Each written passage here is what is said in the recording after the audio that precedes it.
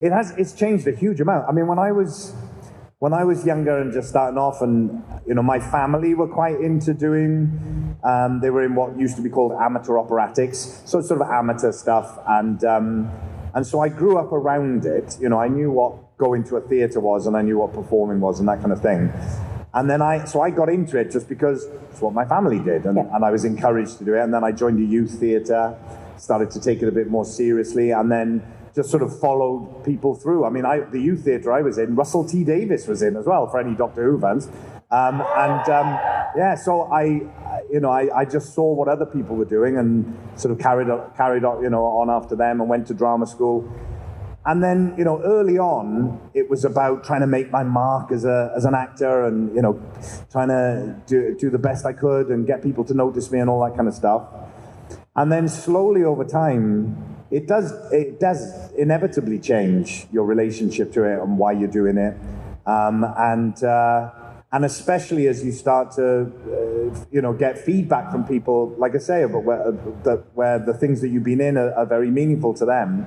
And then also it changed again for me when I realized that through the work that I've done, that I have a sort of a platform, that I have a voice, and that I get invited to speak at things and do various things, and I realized that I can use that platform to highlight what other people are doing, and to use it in that way. So that has also changed a lot of the reasons for why I do certain things as well. I mean, I started off only really being interested in doing theatre. I didn't really think about doing TV or film or anything like that for a long time, and I just loved doing theatre.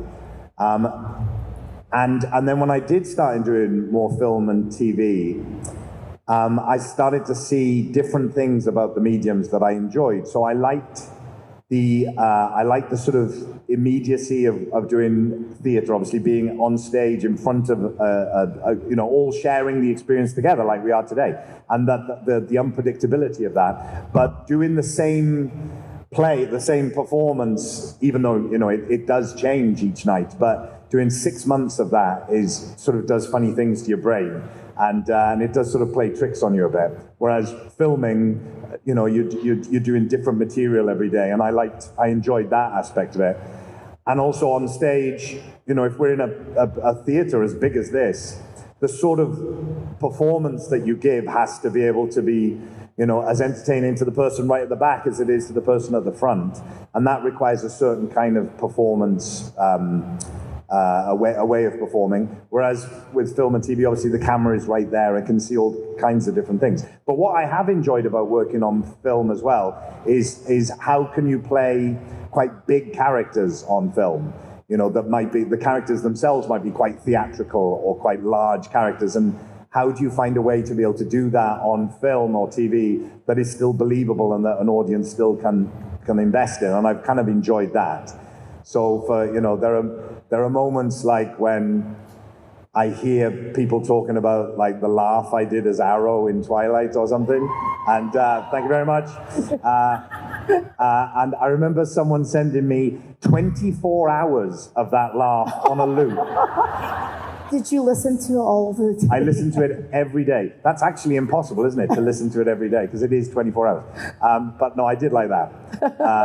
But, characters that I played that are quite big. I mean, Martin Whitley in Prodigal Son is a big character. Thank you very much. And I'm just going to name things I've done, and until eventually everyone's gone, woo, at something.